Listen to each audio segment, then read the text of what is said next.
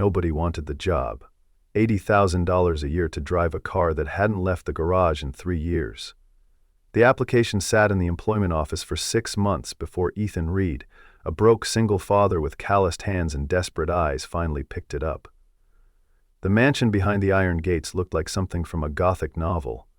Windows dark as secrets, ivy crawling up the walls like forgotten memories. When the butler opened the door, his face carried the weight of unspoken warnings. Ethan clutched his crumpled resume, rain dripping from his worn navy jacket onto polished marble floors. The silence stretched between them like a question neither dared to ask. "She's been waiting," the old man whispered, though his eyes suggested Ethan might not be ready for what he'd find. "But I wonder if you understand what waiting really costs." 3 years had passed since the accident that shattered Ethan's world into pieces too sharp to hold. Sarah's laughter still echoed in empty rooms of their small rental house, where 10-year-old Grace moved through her days like a ghost, learning to be human again. The veterinary clinic where Ethan had once healed broken wings and mended torn hearts had closed its doors when the medical bills consumed everything they'd built together. Now Grace sat at the kitchen table each morning, stirring cereal she wouldn't eat, her art supplies gathering dust in a box marked "Mom's Things." The eviction notice on their refrigerator bore yesterday's date, and Ethan's checking account showed $17.32. The job posting had appeared almost supernatural in its timing. Private driver needed for distinguished client in Mystic, Connecticut. Discretion essential. Previous applicants unsuccessful. Ethan had driven through Mystic countless times, admiring the historic seaport town where old money built mansions like monuments to their own permanence. The Whitmore estate sat on 12 acres of pristine waterfront property, its Victorian architecture commanding respect from behind wrought iron gates that hadn't opened for deliveries in 3 years. Local whispers spoke of Margaret Whitmore, the real estate mogul who owned 40% of the town's commercial district. But whispers also carried darker truths about a woman who hadn't been seen in public since her son's funeral. James Crawford, the estate's butler, led Ethan through corridors lined with oil paintings that seemed to watch their passage. The man's silver hair was perfectly groomed, his black suit pressed to military precision, but his hands trembled slightly as he opened the garage door. Inside sat a pristine black Bentley Continental, its leather interior unmarked by human touch, its odometer reading exactly 3,712 miles. "Mrs. Whitmore requires transportation to various appointments," James explained, his voice carrying the weight of practiced formality. "You'll receive your schedule each morning. Payment is deposited weekly." He paused at the driver's side door, running weathered fingers along the chrome. "She hasn't spoken to anyone new in quite some time. Don't take her silence personally." The first week passed in a symphony of unspoken communication. Each morning, Ethan found a handwritten note on elegant stationery detailing the day's destinations. First National Bank, Morrison & Associates Law Firm, Mystic Medical Center. Margaret Whitmore emerged from the estate's side entrance precisely at the appointed time. Her silver hair pulled into a severe chignon, her black clothing expensive but deliberately unremarkable. Dark sunglasses concealed her eyes even on cloudy days, and she moved with the careful precision of someone who'd forgotten how to be spontaneous.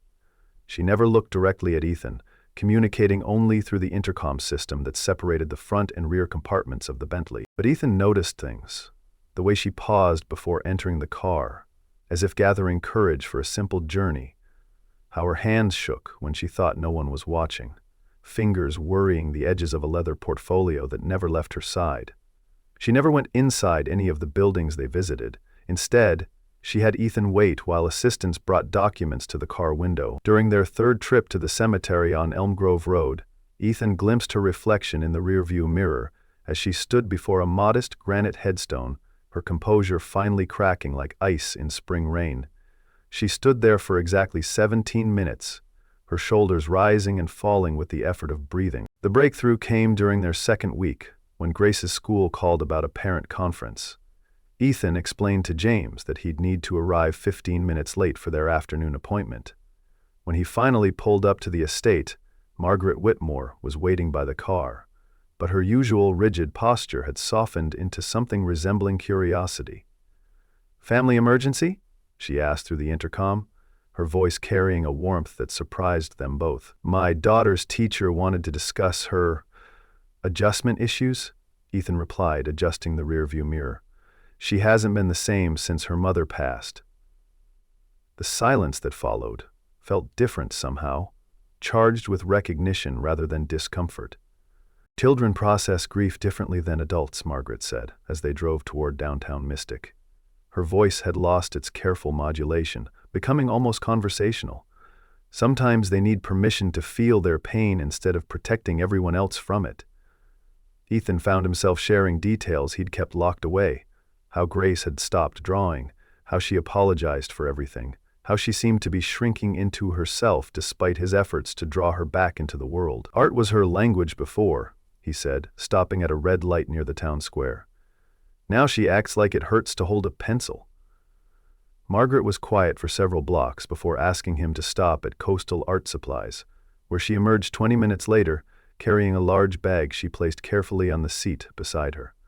That evening, Ethan found an expensive set of watercolor paints on his front doorstep, accompanied by a note written in Margaret's precise handwriting. "For Grace. Sometimes we need new tools to rebuild what we've lost." Grace held the paints like they might disappear if she breathed too hard, her fingers tracing the pristine tubes of cerulean blue and cadmium yellow. "She must be very nice," Grace whispered, setting up her easel for the first time in months. "I think she might understand about missing people." Ethan watched his daughter create her first painting since the accident. A simple cottage surrounded by a garden where impossible flowers bloomed in every color of the spectrum. Their relationship shifted imperceptibly over the following weeks, like a river changing course so gradually that the new path felt inevitable. Margaret began requesting longer routes to their destinations, asking Ethan about his background as they drove through Mystic's tree-lined neighborhoods. She learned about his veterinary training, his abandoned dreams of becoming a sculptor before practical concerns led him toward a more stable career. "I used to work with clay," he admitted one afternoon as they passed the local community center where art classes were held. "Made some pieces I was proud of before life got complicated." Margaret studied his profile in the rearview mirror, noting the way his hands gripped the steering wheel with the careful precision of someone who understood how to shape things into beauty. "There's a pottery studio in the estate's basement," she said quietly. "It hasn't been used in several years, but everything's still there." She directed him to park near the estate's rear entrance, leading him down stone steps into a room that seemed frozen in time. Pottery wheels sat covered in dust sheets, shelves lined with unfired pieces in various stages of completion. The air smelled of clay and creative possibility, with afternoon sunlight filtering through small windows set high in the stone walls. "My son Michael worked here," Margaret explained, her voice catching slightly on his name. "He had talent. Real talent." She picked up a partially completed bowl, its edges rough but promising, her fingers tracing the places where other hands had shaped the clay with hope and intention. Ethan found himself spending lunch breaks in the studio, gradually cleaning and organizing the space. Margaret never asked him to do this work, but she began appearing in the doorway during his sessions, watching silently as he tested the equipment and sorted through supplies. The pottery wheel hummed to life under his touch like an old friend returning from a long journey. Clay felt familiar beneath his fingers, responsive and forgiving in ways that life rarely was. Margaret brought him coffee without being asked, setting the cups on a nearby table and settling into a worn armchair that had clearly been placed there for observation. "You work like someone who understands patience," she observed one afternoon, watching him center a lump of clay with practiced ease. Their conversations in the car became more frequent and less careful.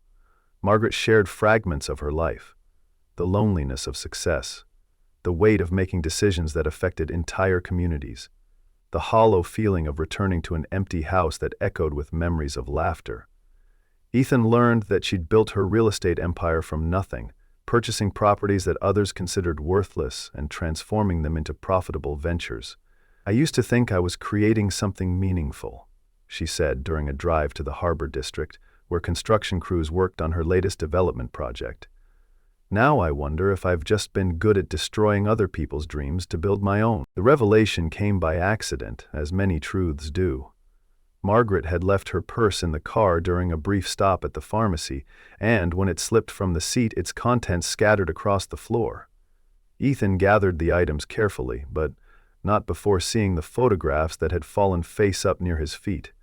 A young man with dark hair and Margaret's thoughtful eyes smiled from a college graduation photo, his cap slightly askew, his arm around a woman who must have been his girlfriend. "Michael," Margaret said quietly when she returned, noting Ethan's careful silence. "He would have been 22 next month." She took the photograph with hands that trembled slightly, studying the image as if memorizing details she feared forgetting. "It was studying environmental science at Yale," she continued as they drove through downtown Mystic. "Wanted to find ways to develop land without destroying ecosystems. He used to argue with me about my projects, saying I was prioritizing profit over people." Her voice carried a mixture of pride and regret that Ethan recognized from his own memories of Sarah. The pottery was his way of staying grounded, he said, creating something beautiful instead of just profitable. She was quiet for several blocks before adding, "He died 3 years ago, overdose. I found him in the studio that morning, sitting at the wheel, with a half-finished piece still spinning." The weight of her confession settled between them like a living thing. Ethan understood now why the job had remained unfilled, why Margaret rarely left the estate, why she moved through the world like someone afraid of disturbing the careful balance that kept her functioning. "I'm sorry," he said, the words feeling inadequate but necessary. "Losing a child, there aren't words for that kind of pain." Margaret nodded slowly, removing her sunglasses for the first time since he'd known her. Her eyes were the same blue-green as the harbor on clear days, but rimmed with the kind of exhaustion that sleep couldn't cure. "He was trying to get clean," she whispered. "I thought giving him space to work on his art would help. Instead, I gave him space to die alone." Ethan began bringing Grace to the estate on Saturday afternoons, initially just to show her the pottery studio. Margaret watched from her office window as Grace explored the space with the careful wonder of someone discovering hidden treasure. The girl's paintings had grown more complex since receiving the watercolors, filled with symbolic representations of loss and hope that surprised the adults who viewed them. "She's processing," Margaret observed as Grace arranged her art supplies on one of the studio tables. "Children often understand healing better than we do." Grace seemed naturally drawn to Margaret, perhaps recognizing a kindred spirit in someone else who moved carefully through a world that had proven unpredictable and sometimes cruel. The three of them fell into an easy rhythm during these weekend sessions. Margaret would sit in her armchair, reading or working on estate business, while Ethan threw pottery and Grace painted at her makeshift easel. Conversations flowed naturally in this creative environment, touching on everything from Grace's school projects to Margaret's memories of Michael's childhood. Grace showed no fear of Margaret's reputation or wealth, treating her with the straightforward honesty that children offer to adults they trust. "Do you miss your son every day?" Grace asked one afternoon, her brush poised over a canvas depicting a garden where real and imaginary flowers grew side by side. "Every moment," Margaret replied without hesitation. "But being here with you and your father helps me remember the good parts, too." She pointed to one of Michael's unfinished pieces on a nearby shelf. "He would have liked you, Grace. He always said that real artists see the world differently than other people." Grace considered this seriously before dipping her brush in violet paint. "My mom used to say that sad colors make happy colors look brighter," she said, adding purple shadows to her painted flowers.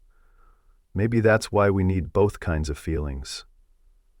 Margaret and Ethan exchanged glances over Grace's head, both struck by the wisdom that children sometimes offered without realizing its depth. But their peaceful routine shattered on a gray October morning, when Mrs. Rodriguez knocked on Ethan's door with tears streaming down her weathered cheeks. The elderly woman had lived in her small house on Maple Street for 37 years, raising 6 children and countless grandchildren within its walls, painted the color of sunshine. Now she held an eviction notice bearing the Whitmore real estate logo, her hands shaking as she tried to explain that she couldn't afford the increased rent that would take effect at month's end. "I don't understand," she whispered in broken English. I always pay on time. This is my home." Grace stood behind Ethan in her pajamas, her eyes wide with the recognition that sometimes the adults couldn't fix everything that went wrong in the world. Ethan stared at the official letterhead, feeling something cold settle in his stomach as he recognized Margaret's signature at the bottom of the notice.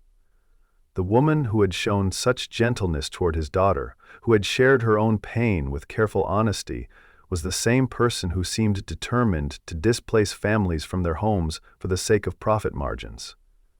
"There must be some mistake," he heard himself saying, though the words felt hollow even as he spoke them. Mrs. Rodriguez shook her head sadly, producing additional notices from other families in their neighborhood. Apparently, Margaret's latest development project required the demolition of 12 houses on Maple Street, and the residents had 30 days to find alternative housing in a market where affordable options were scarce as honesty in politics. The confrontation came that afternoon, when Ethan arrived at the estate to find Margaret waiting by the car with her usual composed expression. He said nothing during their drive to the bank, but his silence carried a different quality than their comfortable quiet of previous weeks. Margaret seemed to sense the change, glancing at his reflection in the rearview mirror with growing concern. When they returned to the estate, Ethan didn't immediately open her door as he usually did. Instead, he sat behind the wheel, gripping it so tightly his knuckles showed white against his skin. "We need to talk," he said finally, his voice carrying a hardness that made Margaret flinch despite herself. They faced each other in the pottery studio, surrounded by the evidence of their growing friendship and the fragile trust they'd built over weeks of shared confidences. Ethan placed Mrs. Rodriguez's eviction notice on the table between them, the official paper looking obscene among Grace's cheerful paintings and Michael's unfinished pottery. 37 years, Ethan said, his voice tight with controlled anger. "She's lived in that house for 37 years, raised her family there, buried her husband from that front porch. And you're throwing her out so you can build, what, another strip mall? More luxury condos that locals can't afford?" Margaret stared at the notice as if seeing it for the first time, her face pale but her chin raised in defensive defiance. "You don't understand how business works," Margaret replied, but her voice lacked conviction. "These properties have been undervalued for years. I'm creating jobs, bringing investment to the community." Ethan laughed bitterly, gesturing toward the photographs of Michael that decorated the studio walls. "Is this why your son argued with you?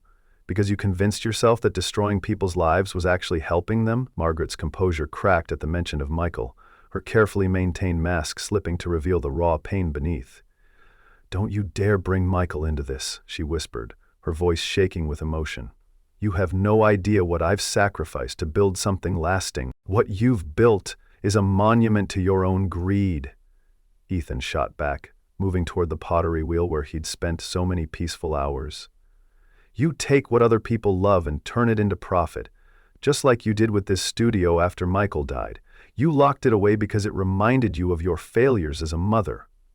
The words hit their target with devastating accuracy, and Margaret stepped backward as if physically struck. Her hands found the edge of a work table, gripping it for support as tears she'd held back for 3 years finally broke free. "He hated me," she whispered, her voice broken and raw. "Michael died hating everything I'd become." "Maybe he had good reason," Ethan said, immediately regretting the cruelty of his words but unable to stop the flood of anger and disappointment. Margaret's face hardened at his response, her tears stopping as abruptly as they'd started. She moved to a shelf where Michael's pottery sat in various stages of completion, selecting a delicate bowl that bore the marks of her son's careful fingers. Without warning, she raised it above her head and hurled it toward the floor, where it exploded into fragments that scattered across the stone like broken promises. "There," she said, her voice steady and cold. "Now it matches everything else in my life." Ethan left the estate that afternoon, carrying his personal tools and the weight of shattered expectations. Margaret stood at her office window, watching his truck disappear through the iron gates that would close behind him with the finality of a coffin lid. The pottery studio felt different now. Haunted by harsh words and broken trust, the fragments of Michael's bowl still scattered where they'd fallen. Grace cried when Ethan explained that they wouldn't be visiting the estate anymore. her paintings seeming to lose their vibrant colors as she processed another loss in her young life. "Did we do something wrong?" she asked, clutching the watercolor set that Margaret had given her. "Sometimes adults make mistakes that hurt everyone around them," Ethan replied, holding his daughter close and wondering if he was talking about Margaret or himself. The weeks that followed passed in a haze of job applications and mounting bills. Ethan found temporary work at a local garage, his artistic hands growing rough again from manual labor that paid barely enough to cover their basic expenses.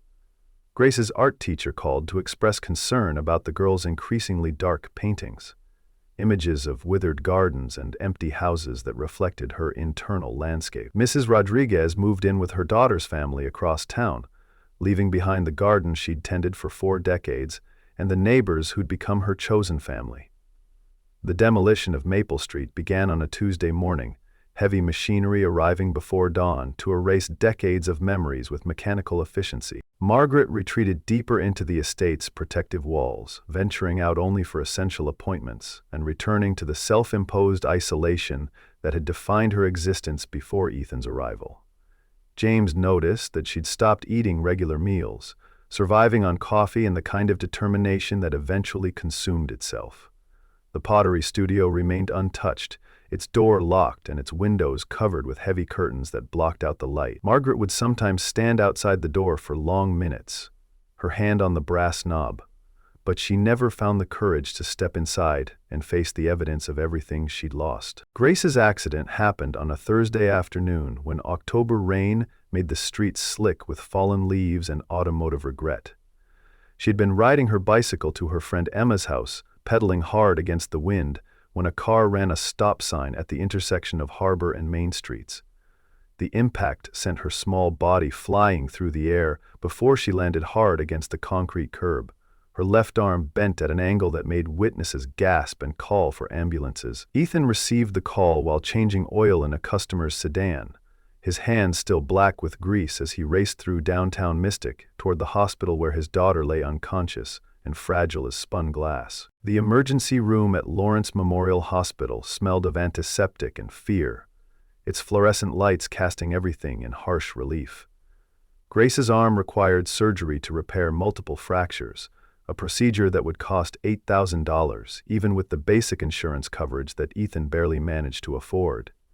He sat in the surgical waiting room with his head in his hands, calculating and recalculating numbers that refused to add up to anything resembling hope. The receptionist had been polite but firm about the hospital's payment requirements, and Ethan faced the terrible possibility that his inability to pay might affect the quality of care his daughter received. Margaret appeared in the waiting room like a vision from a dream he'd forgotten having. She wore a simple black coat over dark jeans, her hair pulled back in a casual ponytail that made her look younger and more vulnerable than the composed businesswoman he'd known. She moved through the hospital corridors with purpose, speaking quietly to nurses and administrators with an authority that came from decades of making things happen through sheer force of will. When she finally approached Ethan, her face carried an expression he couldn't quite read, part determination, part something that might have been fear. "Grace's surgery has been taken care of," she said without preamble, settling into the plastic chair beside him. "The best orthopedic surgeon in Connecticut is flying in from Hartford. She'll have physical therapy for as long as she needs it, and there won't be any bills." Ethan stared at her in confusion, his exhausted mind struggling to process this unexpected development. "I don't understand," he said slowly. "Why would you, after everything that happened between us?" Margaret was quiet for a long moment, her hands folded carefully in her lap as she chose her words with the precision of someone who'd learned that careless speech could wound beyond repair. "Because I know something about you that you don't know about me," she said finally, her voice so soft he had to lean closer to hear her words. "Your wife Sarah died on Riverside Drive 3 years ago, when her car hit a tree during that ice storm in February. The road had no lighting because I'd been fighting the city council's proposal to install streetlights there. I thought it would decrease my property values in that area." Ethan felt the blood drain from his face as Margaret's words penetrated his consciousness like cold water filling his lungs. "The police report said she lost control on a curve, but what it didn't say was that proper lighting might have helped her see the ice in time to slow down. The waiting room seemed to tilt around Ethan as he processed this revelation. Sarah's accident had happened on a dark stretch of road that he'd always considered dangerous, but he'd never thought to investigate why the city hadn't addressed the obvious safety concerns. "You knew," he whispered, his voice barely audible above the hospital's ambient noise. "You knew who I was when you hired me." Margaret nodded slowly, tears beginning to track down her cheeks as she faced the weight of her confession. "I've known since the day you applied for the job. James ran a background check, and when I saw Sarah's name and the accident report, I realized that my greed had taken your wife away from you. That's why you hired me," Ethan said, understanding flooding through him like a fever breaking. "Not because you needed a driver, but because you felt guilty." Margaret's silence confirmed his suspicions, and he felt something sharp and painful twist in his chest as he realized that their entire relationship had been built on a foundation of hidden guilt and deception. "Michael found out about the accident," Margaret continued, her voice growing stronger despite her tears. "I'd been fighting the lighting proposal for 6 months when Sarah died, and he did the research to understand why. He was the one who showed me her obituary, who made me understand that my business decisions had real consequences for real people." The pieces of a larger puzzle began falling into place in Ethan's mind as Margaret spoke. "That's why he started using again," he said, more statement than question. "He couldn't live with knowing that his mother had blood on her hands." Margaret nodded miserably, her composed facade finally crumbling completely as she faced the full weight of her actions. He'd been clean for 8 months before he learned about Sarah. After that, he said he couldn't stand to look at me, couldn't bear to live in a house built on other people's misery. The overdose happened just 2 months later. She looked up at Ethan with eyes that held 3 years of self-recrimination and sleepless nights, filled with might-have-beens. A doctor emerged from the surgical suite before Ethan could formulate a response to Margaret's devastating revelations. Grace's surgery had been successful, though she would need several weeks of recovery time and extensive physical therapy to regain full use of her arm.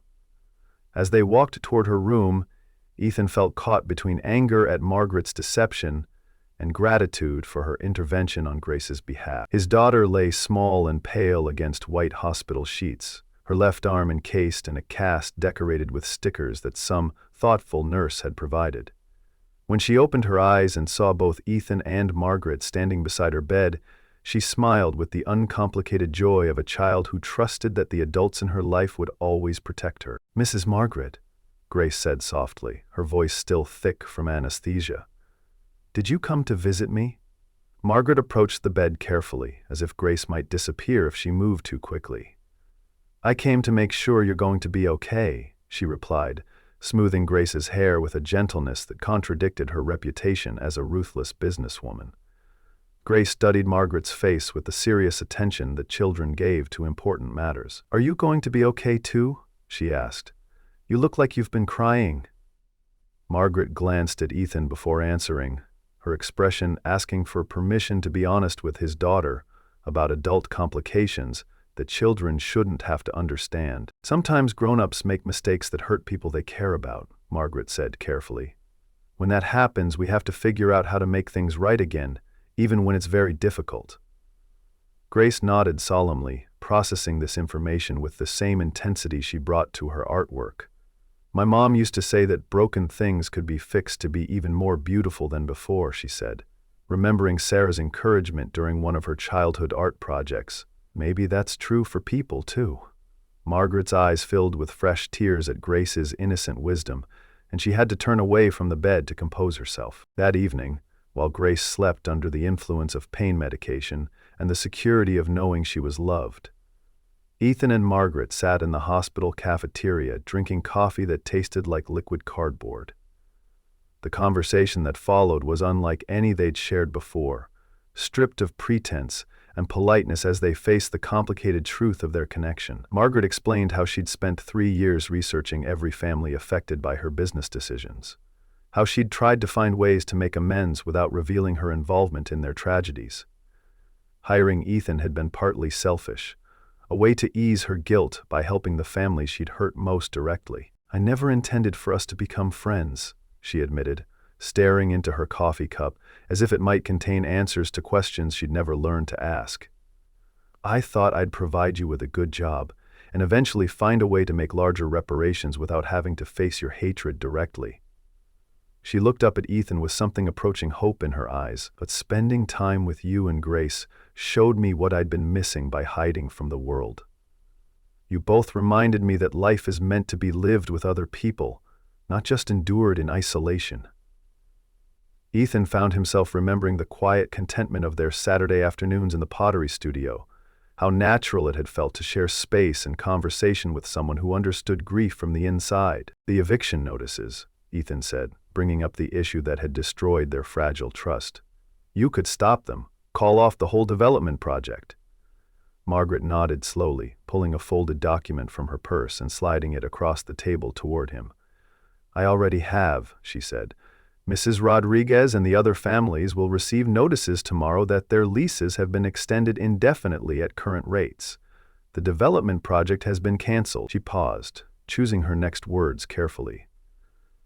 "I am also establishing a foundation that will provide low-interest loans to families facing housing displacement throughout Connecticut.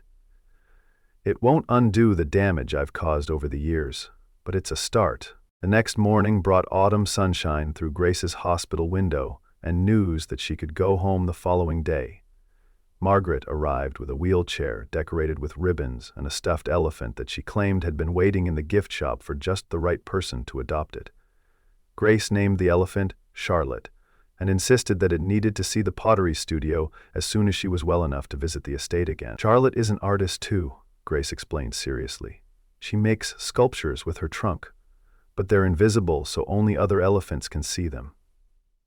Margaret and Ethan exchanged glances over Grace's head, both amazed by the child's ability to find magic in the midst of pain and uncertainty. During Grace's recovery, Ethan found himself returning to the estate not as an employee but as something harder to define. Margaret had unlocked the pottery studio and spent hours there alone, sweeping up the fragments of Michael's broken bowl and arranging them on a work table like pieces of a puzzle she was determined to solve. When Ethan finally joined her there, she was holding a tube of gold paint and staring at the pottery shards with the intensity of someone trying to see the future in tea leaves. "I researched that Japanese technique you mentioned," she said without looking up. "Kintsugi, the art of repairing broken pottery with gold so the repair becomes part of the beauty." They worked together in comfortable silence, carefully applying gold paint to the cracks where Michael's bowl had shattered. The process required patience and precision, qualities that both of them had learned through loss and disappointment. As the golden veins took shape across the ceramic surface, the bowl began to look less like something broken and more like something transformed by its own destruction. "Michael would have liked this," Margaret said softly, holding up a piece to catch the light streaming through the basement windows. "He always said that the most beautiful things were the ones that had survived being damaged." Grace returned to the estate on a Saturday afternoon in late November, her arm still in a cast but her spirit restored to something approaching its former brightness. She immediately set up her easel near the pottery wheel where Ethan was working and began painting a scene that made both adults stop their work to watch. Her painting showed 3 figures working together in a basement studio, their faces turned toward windows where golden light streamed in like hope made visible. In the foreground sat a pottery bowl, decorated with golden cracks that caught and reflected the light, transforming damage into beauty through the alchemy of attention and care. Margaret announced her retirement from active real estate development the week before Thanksgiving, though she retained ownership of her properties to ensure that longtime tenants would never face displacement again. She hired Ethan as the estate manager, a position that allowed him to oversee her charitable foundation while pursuing his pottery in the converted studio that she insisted on expanding to accommodate public art classes. Grace's first pottery lesson took place on a snowy December afternoon, her small hands guided by Ethan's patient instruction while Margaret watched from her armchair and offered encouragement that carried the weight of hard-won wisdom. The pottery bowl that they'd repaired using kintsugi techniques became the centerpiece of their makeshift family dinners, holding fruit or flowers depending on the season, but always catching light through its golden cracks in ways that reminded them all that healing was possible even after the most devastating breaks. Mrs. Rodriguez was among their first dinner guests, bringing homemade tamales and stories about her grandchildren that filled the estate's formal dining room with laughter that had been absent for too many years. Grace painted portraits of everyone who visited, creating a gallery of faces that transformed Margaret's house from a monument to isolation into a home that welcomed connection and forgiveness. By spring, the estate had become an unofficial community center, where local families gathered for art classes, pottery workshops, and dinners that stretched long into the evening, as people rediscovered the pleasure of unhurried conversation. Margaret moved through these gatherings with growing confidence, her reputation evolving from feared landlord to beloved neighbor as people experienced her capacity for generosity when it wasn't filtered through business calculations. She learned the names of children and grandchildren, remembered birthdays and anniversaries, and discovered that wealth meant very little without relationships to give it context and purpose. Ethan found himself thinking less about the job he'd lost and more about the life he'd gained as he watched Grace bloom in an environment where her artistic talents were celebrated and nurtured. The girl who had once moved through the world like a shadow was now teaching younger children how to mix colors and encouraging elderly students to try new techniques without fear of making mistakes. "Everyone needs to make beautiful things," she announced during one particularly successful pottery lesson, her cast-covered arm not hindering her ability to demonstrate proper clay-centering techniques with the authority of someone who'd learned to find strength in vulnerability. Margaret's transformation was perhaps the most remarkable to witness, as she shed the careful distance that had protected her from further loss and learned to embrace the messy complications of caring about other people's happiness. She established college scholarships for local students studying environmental science, created a small grant program for artists and craftspeople, and began attending Grace's school performances with the proud attention of a grandmother who'd found her family later in life than expected. The estate's gardens, which had been maintained by professional landscapers for years, became a community project where neighbors gathered on weekends to plant vegetables and flowers under Margaret's surprisingly knowledgeable guidance. The first anniversary of Grace's accident fell on a Thursday in October, marked by a small ceremony in the pottery studio, where they placed the repaired bowl on a specially built shelf near the window. The golden cracks caught the autumn sunlight and threw patterns of light and shadow across the walls, where Michael's completed pottery sat alongside new works by Grace and several community members who discovered their own artistic talents in the welcoming space. Margaret had commissioned a bronze plaque that read, "In memory of all the broken things that learned to be beautiful again," though she admitted privately that the words applied as much to people as to pottery. Grace's cast came off the week before Christmas, revealing an arm that was slightly crooked but fully functional, much like the bowl that had inspired their understanding of healing. Her first project after regaining full use of both hands was a large painting that showed the estate's gardens in spring, with flowers blooming in impossible colors and people of all ages working together to tend plants that seemed to glow with their own inner light. She presented the painting to Margaret as a Christmas gift, explaining that it showed how beautiful things could grow when people took care of each other instead of just themselves. Margaret hung Grace's painting in the estate's front hall, where visitors could see it immediately upon entering the house that had once felt like a fortress but now opened its doors to anyone who needed shelter, encouragement, or simply a place to belong. The iron gates that had once seemed forbidding now stayed open during daylight hours, welcoming neighbors who'd grown comfortable treating the estate's public spaces as their own. Children played in the gardens while their parents attended pottery classes, or simply sat in the sunroom, sharing coffee and conversation that meandered through topics both mundane and profound. On a warm evening in late May, exactly 18 months after Ethan had first driven through those intimidating gates, the three of them sat on the estate's back terrace, watching Grace demonstrate pottery techniques to a group of neighborhood children. The golden bowl sat on the table between Margaret and Ethan, filled with strawberries from the community garden that had replaced Margaret's formal rose beds. Grace's laughter carried across the lawn as she helped a 6-year-old center his first piece of clay, her patience and encouragement echoing the same gentle guidance that Margaret had shown her during those early watercolor sessions. "Do you ever wonder what would have happened if I hadn't taken that job?" Ethan asked, watching his daughter's animated explanation of how clay responded to gentle pressure rather than force. Margaret considered the question seriously, her fingers tracing the golden veins in Michael's repaired bowl as she thought about the butterfly effect of choices made in desperation and decisions that seemed insignificant until viewed in retrospect. "I think we would have found each other eventually," she said finally. "Broken things have a way of recognizing other broken things. Maybe it just would have taken longer." The sound of children's voices filled the evening air, mixing with the distant calls of seabirds from the harbor, and the gentle hum of activity from a house that had learned to breathe again after years of holding its breath.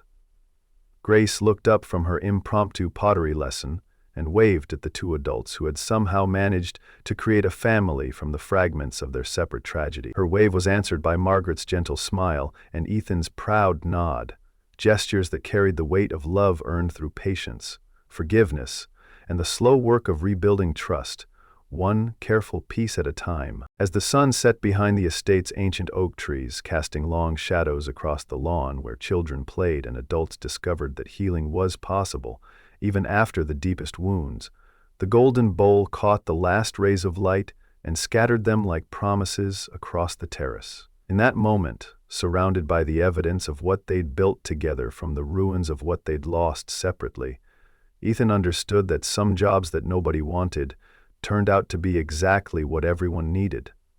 The best days of his life hadn't been the ones without pain, but the ones where pain had been transformed into something beautiful enough to share.